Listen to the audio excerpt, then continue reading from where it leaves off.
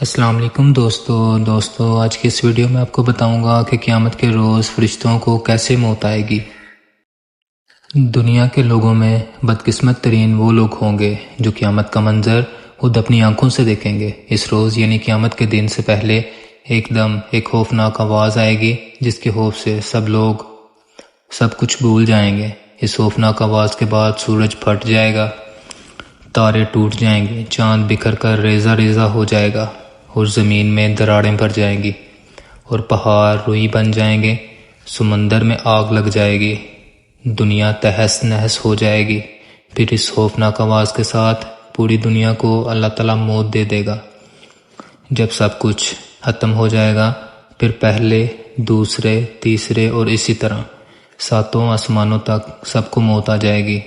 سب فرشتوں کو گرا دیا جائے گا اور انہیں زیر زبر کر دیا جائے گا۔ پھر رب تعالیٰ فرمائے گا کہ کون باقی ہے۔ آواز سن کر ملک الموت حضرت عزرائیل علیہ السلام کہیں گے، یا اللہ، مجھ سمیت تیرے 4 فرشتے یعنی جبرائیل، میکائیل اور اسرافیل ہیں۔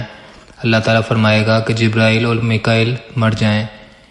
اس پر اللہ کا عرش کہے گا، یا اللہ، جبرائیل اور میکائیل کو۔ تو اس وقت اللہ تعالیٰ فرمائے گا، خاموش، میرے عرش کے نیچے موت ہی موت ہے۔ پھر دوبارہ اللہ تعالیٰ فرمائے گا، کون باقی ہے؟ جواب آئے گا، عرش کے فرشتے یعنی اسرافیل اور عزرائیل۔ پھر اللہ فرمائے گا کہ اسرافیل مر جائے۔ اس وقت حضرت اسرافیل سور پھونک رہے ہوں گے اور ان کے ہاتھ سے سور نکل جائے گا اور جا کر اللہ کے عرش پر لگ جائے گا۔ پھر اوپر اللہ اور نیچے صرف عزرائیل علیہ السلام باقی ہوں گے۔ پھر اللہ پوچھے گا، کون باقی ہے؟ تو جواب میں حضرت عزرائیل علیہ السلام کہیں گے کہ بس اب تو میں ہی باقی ہوں۔ پھر اللہ تعالیٰ فرمائیں گے، جا تو بھی مر جا، تو بھی میری میں ایک مخلوق ہے۔ پھر اللہ تعالیٰ کہے گا کہ کوئی ہے میرا ثانی، کوئی میرا شریک تو لاؤ۔